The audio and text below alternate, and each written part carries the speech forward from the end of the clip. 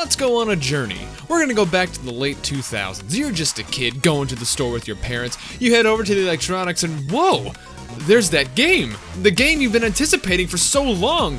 But wait, oh damn it, it's on the PS3. You don't have that, and you can't ask your mom for one, that's way too expensive. But what's this? The same game on the PS2? You have that one, and it's cheaper too. Oh, this is great. It's on the last generation console, but it's gotta be the same game, right? Right?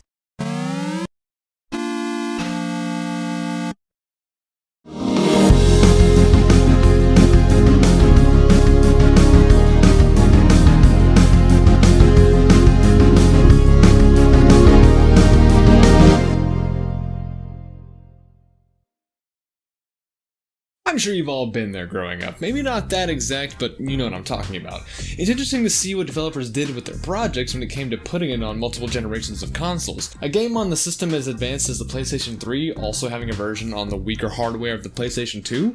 How do they do that? It is common for certain games to get scaled down ports to these consoles. Something like Ultimate Alliance is a game that's pretty easy to get running on the PS2. Nothing too crazy to limit the hardware. Same with a lot of the sports games, a simple port should do just fine, and usually it's the same game throughout. But this isn't always the case. Let's take this game for example, Star Wars The Force Unleashed. The Force Unleashed was a really ambitious title for its time. The game used the Euphoria engine, which gave almost every object its own set of physics. Cutting a tree down one way may differ every other time you do it. Same with manipulating other objects, it's always different and very reliant on system hardware. The PS3 and the 360 could handle this no problem. The advanced consoles at the time could handle anything this game threw at it. Now, this game also came out on the Wii, the PS2, Wii, and the PSP.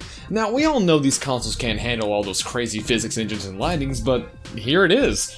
So, how'd they get this working? Well, if we turn the box over, we can see that this version was developed by a completely different studio. The HD version was handled by LucasArts, while the SD version was handled by Chrome Studios. The same game, by different companies. So what's different? Well, that's what we're going to take a look at today. Quick disclaimer though, I'm not going to be doing any Game Boy or DS versions of games because obviously they're going to be different. I plan on doing a video on that later down the road, but for now, we're going to stick with home consoles and PSP. So let's start with the HD version. I'll be playing the Steam release of the game, but it's more or less the same thing as the PS3 and the 360 version. As you saw before, this game really utilizes high dynamic lighting and tons of physics-based gameplay. You can pick up anything with your force powers and fling it to your heart's content. Combat is very combo-based and visuals are very sharp. Cutscenes are a bit but overall, it's good looking stuff. Now let's head over to the PS2 version. Aside from the story and set pieces, this game is completely different. With the first level starting up, you can tell right off the bat that there are some differences. For one, it's taking place at a completely different time of day for some reason. All dynamic lighting and Euphoria-based physics are also completely absent. What you get is regular Havoc-esque physics and ragdolls. Gameplay is also the same, but different. See, this is where it gets interesting. In the HD version, attacking with your lightsaber felt quick, sharp, and it had weight to it. Starkiller always held his lightsaber backwards in that badass way and mowed down everyone. In the SD version, he holds it normally for some reason.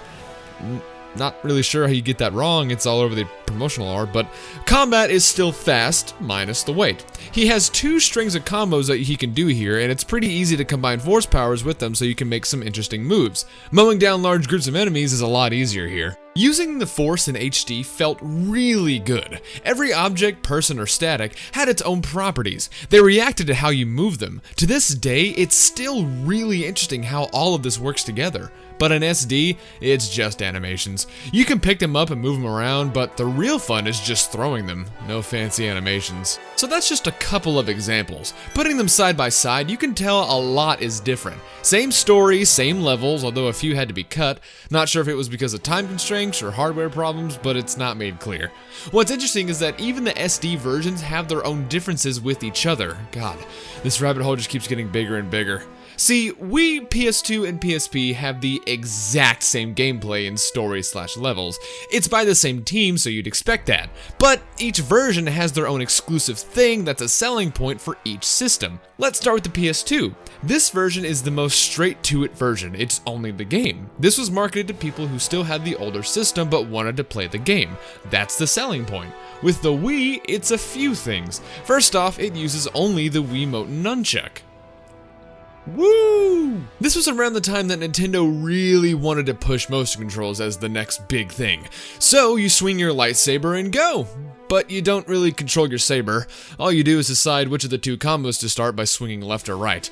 The nunchuck was used to move and use force powers. It works, but god is it awkward. The other thing that this has over the PS2 version is multiplayer. Yeah, if you've got an awkward friend who hung out a little too often, both of you could duke it out in amazing Star Wars Wiimote flinging action. Yeah, it's weird. And not really balanced. Since both of you are in an unstoppable killing force, it's really just a game of lightning tag. Oh, and quick time events where you move the Wiimote. But then we have the little PSP. For some reason, this is the version with the most content. Yeah, this is actually the version I grew up playing before I experienced any other version. And I'm kinda glad. This is an extremely good port to a handheld console, and it's packed with all kinds of extra stuff. Along with having a better version of the multiplayer, you can get this Force Unleashed section. This is multiple different events you can play as different characters. So the Force Unleashed mode is just you fighting every major Jedi and Sith character until you reach the Emperor. Then we have Order 66, which is a survival mode of enemies for a bunch of different waves. Then we get these event missions where you play out scenes from the Star Wars movies as specific characters, except this time you have fucking force lightning and it makes no sense, but who cares, you have lightning! Personally, this will always be my favorite version of the game. Let's talk about a game that no one really talks about anymore. Spider-Man Web of Shadows. I don't really know why people don't talk about this game anymore. It's actually one of my favorite Spider-Man games. This game has great web swinging, stylish and really flashy combat, and hilariously bad motion capture. My first playthrough was on the PS3 version, which is the same as the 360 version, though I think this is a little bit buggier. Regardless, I loved playing it, but I also grew up playing it on my PSP. Yeah, this on this. Now this is more confusing than the Force Unleashed. This is a fully 3D free-roaming Spider-Man game. How did they get that working on this? Easy answer. It's not. Keeping the theme of the video going, the PSP version was dubbed Spider-Man Web of Shadows Amazing Allies Edition. This was how you differentiate what version it was. I like the idea, but me as a kid thinking I was getting this on this, it didn't really make it clear. I mean, Amazing Allies Edition? Excuse me, sir, where's the regular version? Oh, you're too poor. What? So this version is a 2.5D side-scrolling beat-em-up. No free roaming, no flashy combos, and no bad motion capture. Damn it.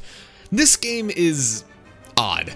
Not only are there no cutscenes, but the entire story is told through these random dialogue boxes. It really breaks the pace, honestly. You're zipping through to the end of the stage and then it's really annoying, honestly. Like, for example, the very first few seconds of the game involve you running to the right and being interviewed by this guy. It has nothing to do with the rest of the level. This happens in just about every level, too, being stopped to either do a side quest or waste time talking. Combat in this version is limited to a punch and a kick button, but you can still do some pretty cool stuff in here. So the HD version has the web strike, which is a super satisfying thing to do. This version has something like that. You can web any enemy and either pull them towards you or zip towards them like a web strike, but you don't attack automatically.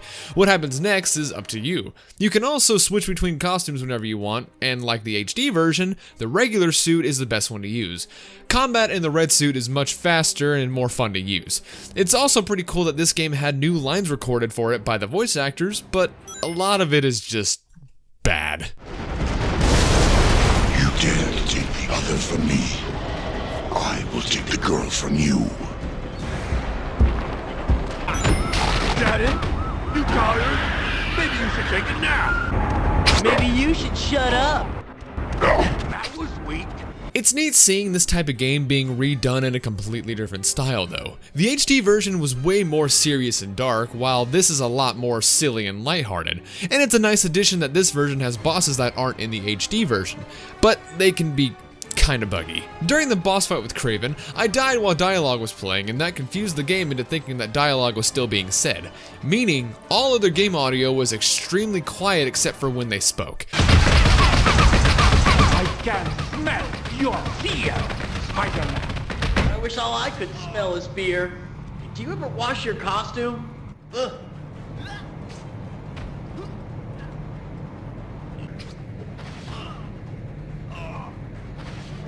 Also, when I beat him, the game played a line from Vulture. It cannot be! You cannot defeat me! Overall, it's not all bad, but this whole time I've been talking about the PSP version. It was also released on the PS2. I remember seeing this as a kid and I got really excited since Spider-Man 2 and 3 were both big open world games on the PS2. So after popping this sucker in, I immediately lost faith in God. Come on, really? It's the same exact game one for one? It doesn't even have multiple modes like the Force Unleashed. They really thought this was a suitable game for the PS2. Ugh, I cannot describe to you how disappointed I was when I first got this. But we're not done yet. The Wii also got a version of this game, and knowing the track record, I'm expecting it to be just the same game. Oh, come on! Guys! The Wii version has a direct port of the HD version! How did this happen? Let's look over this real quick. Playing this version, I noticed Spider-Man can never make a fist. Ever. His fingers are always straight while his hand bends. A lot of particle and combat effects were toned down or just changed. There's no lighting or shading. For some reason, audio effects are removed from certain cutscenes, even though most of them are pre-rendered for no reason. Can the Wii not handle edited audio?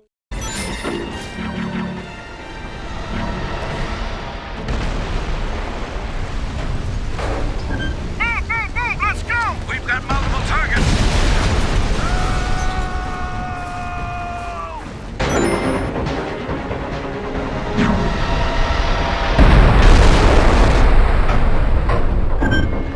Move! Let's go! We've got multiple targets!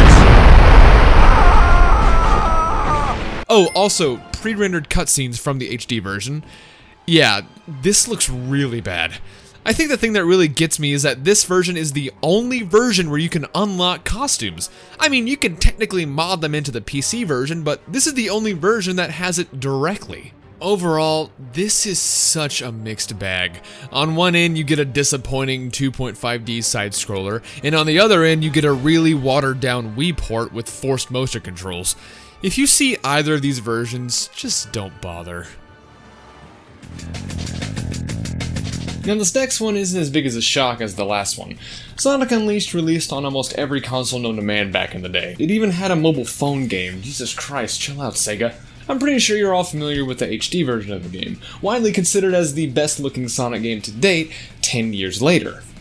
Guys, 10 years, and this game still looks amazing. Unlike Web of Shadows, the SD versions weren't labeled something else, it's just Sonic Unleashed.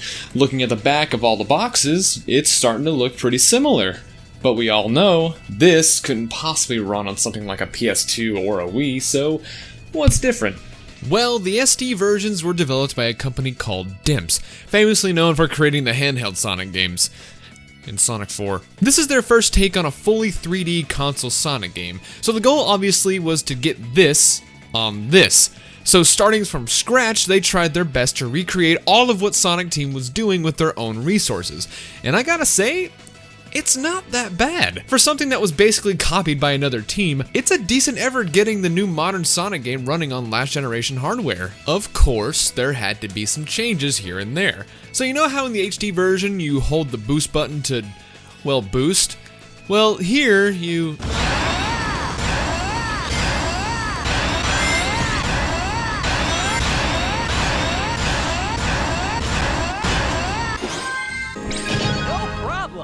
So, as you saw, you can't just hold down the boost button. For some reason, someone thought it'd be a good idea to split the boost meter into chunks, so you have to constantly mash the boost button if you want to keep going.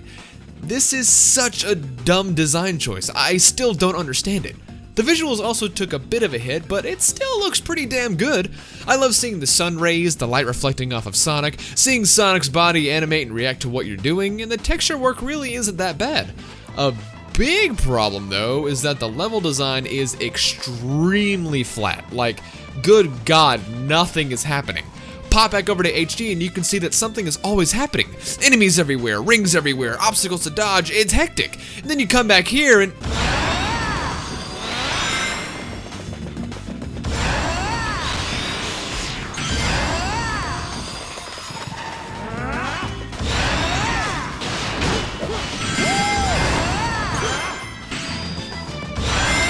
just a long, flat, empty level. It's like they forgot to put stuff on the track. Same goes for the nighttime levels too. I know a lot of people hate on the Werehog a lot, but come on, it's not that bad. A fully upgraded Werehog is really fun. It does get slow and kind of boring, but oh my God, it's so much worse here. Nothing is happening. It's so slow and janky. For some reason, he drifts around when you start running, and you have like 2 combos. At least you could upgrade in the HD version. If you play with a GameCube controller, you have to attack with the L and R triggers, which is unexplainably awkward. At least they got a couple of other things right, like the homing attack is back to normal. Just press the jump button twice and that's it. In the HD version, they put everything on the square button, so it was really weird to get used to. Other than having 2 hub worlds of levels cut, it's basically identical in terms of scope. It's interesting to see that both share the same name but have different level designs and controls. But we can't forget that this game also came out on the PS2. Now, it is the same game as the Wii version, but a whole lot uglier. This is bad. So the very first thing I noticed playing this version is that all the lighting is pretty much gone. It became as flat as the levels. Also, for some reason, Sonic squills don't animate and react like they did on Wii. His entire model stays stationary. Control-wise, it's a little more comfortable playing this on a PlayStation controller rather than a GameCube. But if you ever see either of these versions out in the wild, it can't hurt to pick them up. At least download a full save so you can skip all the headaches. So this next game is something that I've never played before until now, but I've heard a lot of things about it. You guys remember that X-Men movie where Wolverine started a fire by sparking his claws? Or when Ryan Reynolds glued his mouth shut? It was a mega dude bro action movie, so let's take a look at the mega dude bro action game that came out alongside it. Now this one's pretty interesting. As we all know, this movie was pretty with critics, but I mean, it still made a shit ton of the box office. The point is, a lot of people didn't like the movie. The game, however, was critically praised by almost every review site that got its hands on it. This was a weird turn. I mean, it already had a cool developer behind it when it was announced. Raven Software did a lot of cool stuff. If we head on over to their website and take a look at their games, we can see that they made some Call of Duty. That's pretty cool. Then they did more Call of Duty. Okay. But before that, Jesus Christ, more Call of Duty. Hey, there we go! So, the game and the movie both released on the same day, with one vastly overtaking the other in terms of critical response. I had to finally check this game out and see what all the fuss was about. So for this video, I grabbed the PC version and the PS2 version of the game. Let me start off by saying, holy shit, this is actually really fun. The best way I can describe it is, imagine God of War, but like, way more dude bro. The combat is so fluid and responsive. The game also is rated M, surprisingly enough, which no one saw coming, so it's extra gory and bloody. Nowhere near the amount of gore in God of War, but still pretty bloody. It's also super cool seeing Wolverine heal himself in real time. All of his clothes and skin get affected by whatever he gets hit with. It also looks pretty damn good too. The game uses Unreal Engine 3, which a lot of games around this time started utilizing. And you can tell it's an early Unreal game because, Jesus Christ, I can't see anything. I will say it gets really shoddy when it cuts to a pre-rendered cutscene from the console version of the game because it's extremely compressed. But it makes up for it by the laughably bad motion capture and voice acting. Hugh Jackman, I love you man, but goddamn this is bad. You're still no Toby though.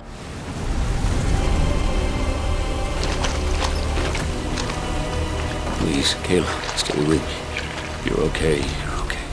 Now why don't we get you out of here, huh? I can help. I saw which way to go and they brought me in. Hey, what the... Did you just teleport us? Now, the story does kind of follow the plot of the movie, but I feel like the devs didn't fully understand what was going on, so they kind of just did whatever. Like, remember in the beginning of the movie where we see Wolverine in Africa? Yeah, that's literally half of the game. Throughout your playtime, you'll keep jumping back to Africa while progressing the current story forward. And I don't really understand this. It's the sloppiest means of telling a story I've ever seen. By the time you learn some crucial details about something, you just don't give a shit about what's happening in a flashback. But it's all made up for because you keep getting to destroy these guys. Another example is the fight with his brother Victor. I remember in the movie, he kills his girlfriend, which is why he goes after him, and then they fight. Well, in the game, he just kind of walks in on him, and then they fight with no reason to fight. Then he kills her, and then the guy who helps him just decides to walk up. See, it's shit like this that really makes me laugh in terms of how bad it is, but again, it's okay because, oh my god, this boss fight is actually really fun. Also, the game has a lot of things I don't remember in the movie. Like, who are these ninja guys? Who are these mystical blue ladies? What about these four-armed staff girls? Or these African ninja fire dudes? I don't know, the game never addresses them, they just kinda show up. So in all honesty, I really like this game, but, you know. So, the SD version is really funny. This version does not give two shits about any form of story. Starting the new game, it's just like, alright, you used to fight, but you don't anymore. Unlike the HD version, the game starts with the death of your girlfriend. Then the other lumberjacks just don't like you running, so they try to kill you. And then this is where you get to bask in the glory that is PS2 cutscenes. Now, the SD version feels like an even more bootleg God of War. The right stick makes you dodge and you have 2 attack buttons. Also, the circle button is jump for some reason. I really don't know how to describe this game. Everything about it just feels and sounds janky as hell. And I love it. This is the kind of bad game I adore. It's so awkward. Like, every time you kill someone, they always have something to say. Also, this version is rated T, so Misty blood is everywhere. Remember when I said the voice acting was bad in the HD version? Well, it looks like a cinematic masterpiece after seeing this. You're okay, you're okay.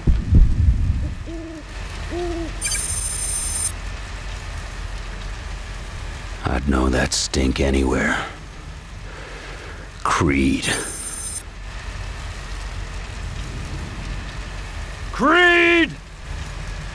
And the boss fights, oh my god. The one with Victor in HD was rad as hell. SD Victor is the pinnacle of boss fight fluidity.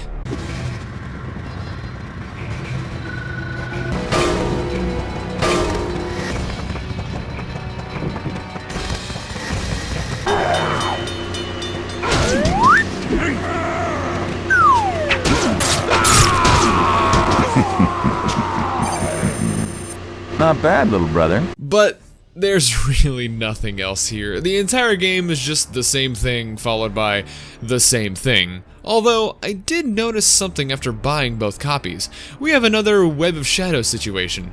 The HD version of the game was called X-Men Origins Wolverine Uncaged Edition, while the SD versions are called just Wolverine. Looking at both of them, it just kinda makes it look like Uncaged Edition is a special version of the game, when in reality, it's just the HD game. That's not really considered special by any means, honestly, but at least they attempted to differentiate the two. Alright guys, we're ending things with one more game, and by God, it's amazing. So we started off this video talking about The Force Unleashed and how it was on basically everything. Well, its sequel had one SD version. The game released on PS3, 360, PC, and Wii. Yeah, a lot of people forget that this game had a Wii version. Now the first one's SD version was pretty alright. The Wii version was but this one, oh my god. First off, this is the title screen from the HD game. And this is the title screen from the SD game. I don't understand why they felt like they had to make their own version. It looks so bad. The fact that it's paired with this god-awful menu design makes it feel like one of those bootleg Android games you'd find on the Play Store. Now, it gets even better. The HD game had really well done CG cutscenes and in-game action. I remember always being amazed at the free-falling section where you destroy everything as you fall down. Then, right as you crash down, you start fighting. It was such a great introduction. Now, the Wii team decided to go the extra mile and remake the the HD cutscenes with their own creative decisions. By that, I mean they used awkward models with one-color textures and put long pauses between every other phrase. Wait! Don't. Juno? Yes. Strike her down. I can't! You will. You were created to do my bidding.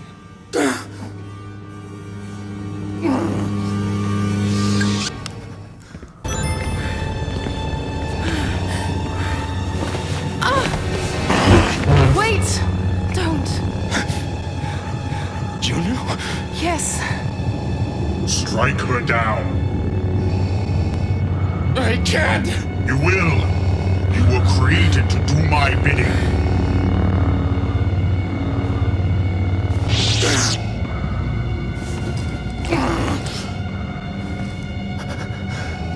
But you gotta hand it to him. Every other game before this just compressed the HD cutscenes for the SD versions, but no, they were dedicated. Cutscene goofs aside, Jesus Christ, this game is a hilarious mess. So first off, props for not making us swing the Wiimote just to attack. We finally mapped it to the A button so it feels natural. But every good thing comes at a price because now you have to continuously shake the nunchuck in order to use Force Lightning. Also, because the game is so heavily based on motion controls, the QuickTime events are the easiest I think I have ever experienced. Just shake those sticks a little. But if I'm being honest, it's pretty amazing that this version got made at all.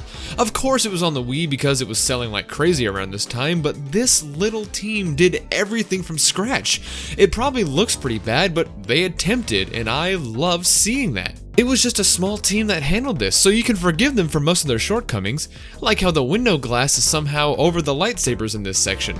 I don't understand how you fucked that up, but I don't mind. So, I'm gonna tell you guys, if you see this out in the wild, please pick it up. It is completely worth it.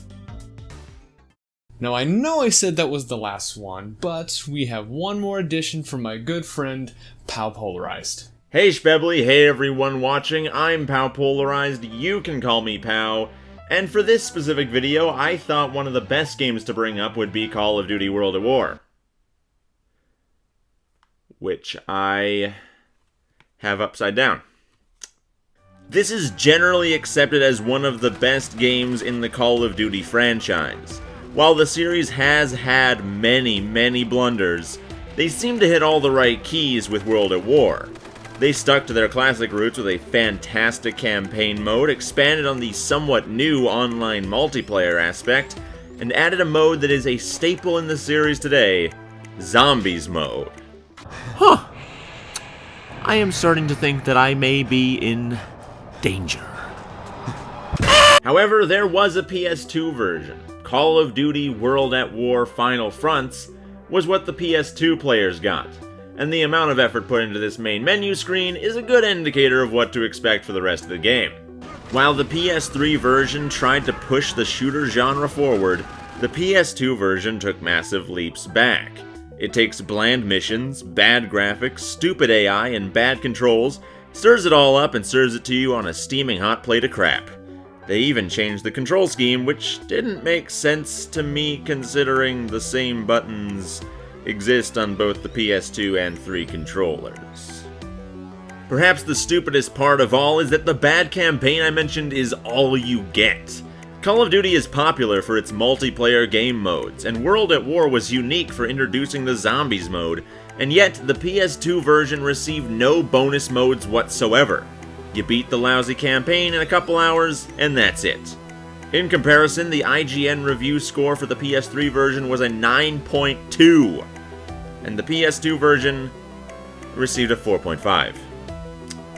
Yup, 4.5. Let's take a moment to honor the brave soldiers who stuck their butts out for their country. And this guy. And whatever is happening here, and here, and this guy took a grenade to the face. I'm starting to think this isn't accurate to World War II. I knew people who had the PS2 version, and I'm sorry for anyone who thinks that that is what Call of Duty World at War is. Thank you for your time, and thanks Shbebly for letting me on the show. Peace! And remember to get your Shbebly the Great merch. It's real good. It's got a hood. Look at that. I got a slogan for your merch shop, Shbebly. It's real good if it's got a hood. Bye!